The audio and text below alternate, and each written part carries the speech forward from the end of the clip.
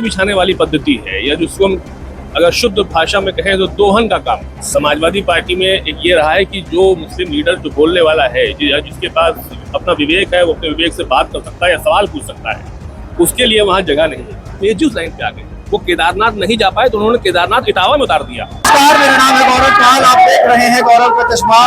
मेरे साथ मौजूद है तालिब नजीब जी, जो कि 22 साल समाजवादी पार्टी के प्रमुख रहे और अभी हाल ही में कुछ दिनों पहले उन्होंने बसपा ज्वाइन की है और आज बाराबंकी सदर में मौजूद है बसपा प्रत्याशी के कार्यक्रम में। आपका बहुत बहुत स्वागत है हमारे चैनल पर। धन्यवाद। मेरा सबसे पहला सवाल आपसे ये रहेगा कि बसपा को लेकर एक नैरेटिव बनता है कि बसपा चुनाव नहीं लड़ रही है। आप 22 साल प्रमुख रहे समाजवादी पार्टी से, बसपा का दामन क्यों थाम रहे हैं? जहां एक और अखिलेश यादव पीडीए का नारा दे रहे हैं, 37 सांसद जीत के आए, बसपा तो कुछ भी नहीं कर पाई 24 के चुनाव में। देखिए, ऐसा सबसे पहले तो ये कि बसपा चुनाव नहीं लड़ रही, ये नैरेटिव बनाया गया है, ये नैरेटिव गलत है।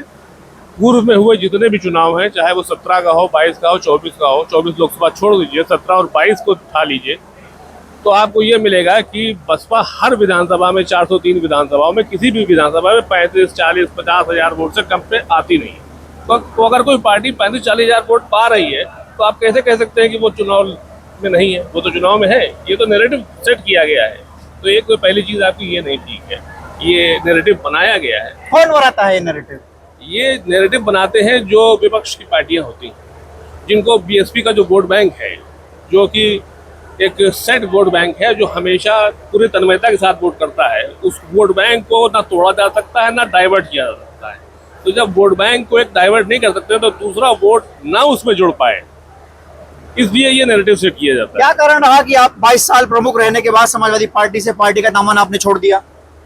ये ऐसा है, समाजवादी पार्टी को इतने साल 27-28 साल 22 साल में जो देखा है हमने, तो उसमें ये पाया है कि जो इन्होंने नारा दिया है, पीडीए का दिया हो या कुछ भी दिया हो, इन्होंने जो पार्टी का डेडिकेटेड समर्पित कार्यकर्ता वर्कर होता है, मैं नेताओं बड़े नेताओं की बात नहीं कर रहा हूँ, मैं वहाँ पे एक नेता ही की हैसियत से था, चाहे मैं कुछ साल अल्पसंख्यक में रहा, प्रदेश सचिव भी रहा, तो वहाँ पे हमका जो दरी बिछाने वाली पद्धति है, या जिसको हम अगर शुद्ध भाषा में कहें तो दोहन का काम, मुस्लिम वर्ग या अन्य और भी जो वर्ग है, पिछड़ी बैग जातियों के वर्ग, उनका दोहन का काम तो होता है, लेकिन चुनाव से पहले का जो समय होता है, जब झंडा लेके चलना होता है, जमीन पे लड़ाई लड़नी होती है, तो वहाँ पे हमारे जैसे लोगों को आगे रखा जाता है।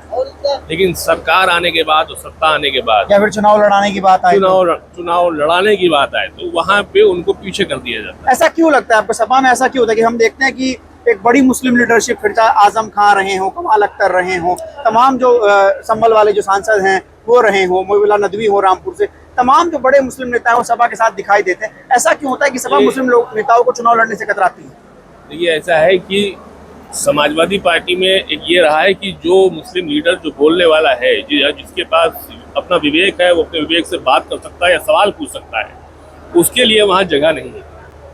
जितने लोग जिनके ऊपर कार्रवाइयाँ हुई हैं या जो पार्टी से अलग हो गए हैं, ये वही थे जिन्होंने जब बोलना शुरू किया, बात करनी शुरू की, अपने हक को मांगने की बात की, तो उनको या तो किनारे किया गया या वो खुद पार्टी छोड़ के चले गए। या जो अगर ऐसे भी लोग हैं हमारे सामने आज जो जेल में पड़े हुए, आजम खान जेल में है, और आजम खान वो व्यक्ति है जिसने पार्टी की शुरुआत मुलायम सिंह के समय से की है, तो जिसने पार्टी को स्थापित करने में किया है, आज उसके लिए इतना विधायक आपके पास है, आप एक बार भी राजभवन नहीं जा पाए, आपने एक मेमोरेंडम गवर्नर को नहीं दिया। मतलब आप ये कह रहे हैं कि अखिलेश यादव ने आजम खान के लिए सड़कों पर लड़ाई नहीं लड़ी?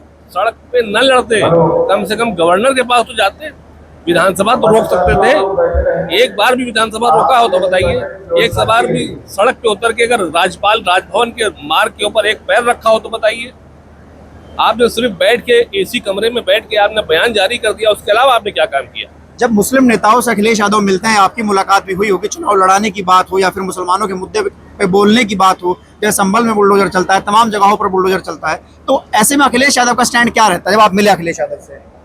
देखिए, ऐसा है कि जिस समय वो 2012 में जब मुख्यमंत्री थे और पूर्ण बहुमत की सरकार पहली बार समाजवादी पार्टी में आई थी। मुलायम सिंह जी कभी भी पूर्ण बहुमत की सरकार नहीं बना पाए। जी, बिल्कुल। अखिलेश जी ने बनाया 2012 में, जादुई नंबर उनके पास आए, उन्होंने पूर्ण बहुमत की सरकार बनाई।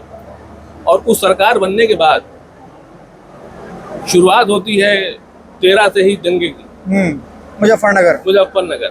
और मुजफ्फरनगर का वो दंगा है, इस तरीके का दंगा है कि वहां पे एक जिले के लोगों को दूसरे जिले में पलायन करना पड़ा। टेंट हाउसेज में रहना पड़ा।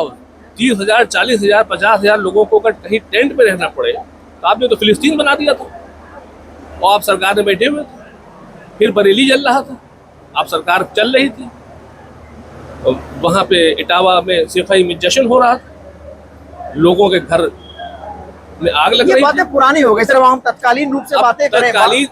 तत्कालीन रूप से देखिए, ऐसा है कि मजेदार बात यह है कि जो अल्पसंख्यक वर्ग का एक बड़ा वोट है जो समाजवादी के साथ जुड़ा रहता है, उसके साथ प्रॉब्लम यह है कि उसकी दिमाग की जो मेमोरी है वो बहुत कम समय के लिए काम करता है, वो चीज़ों को याद नहीं रखता है। अगर याद रखे तो धोखा न खाए।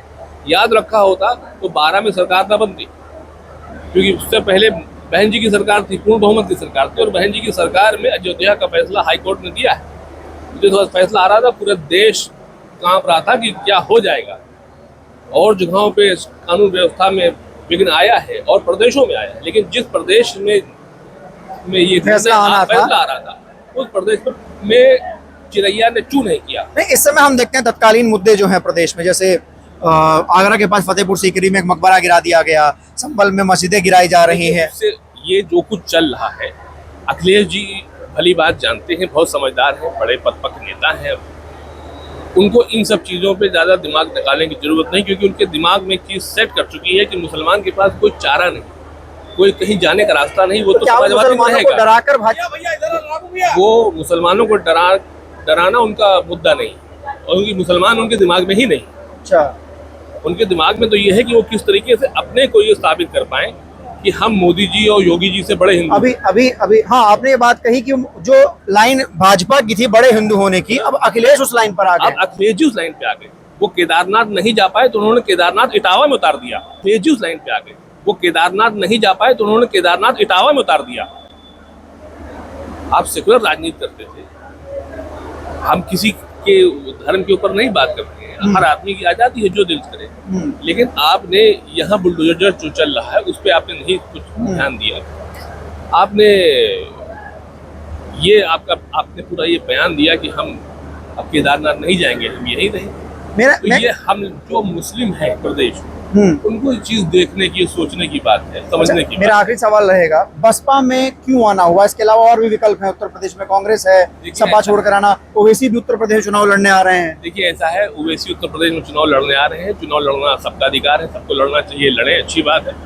लेकिन किसी भी वर्ग को अगर विकास में विकसित होना है भारत के अंदर, और एक शांतिपूर्ण माहौल में ही विकास हो सकता है, तो इस उत्तर प्रदेश में अगर शांतिपूर्ण माहौल को कोई अगर दे सकता है, हर वर्ग का विकास करने की कोई बात कर सकता है, तो वहाँ पे सिर्फ और सिर्फ एक बहन जी ही हैं, क्योंकि बहन जी के पास उनका अपना एक वोट का एक अच्छा बड़ा प्रतिशत है और 4 बार उन्होंने सरकार चला के दिखाया है।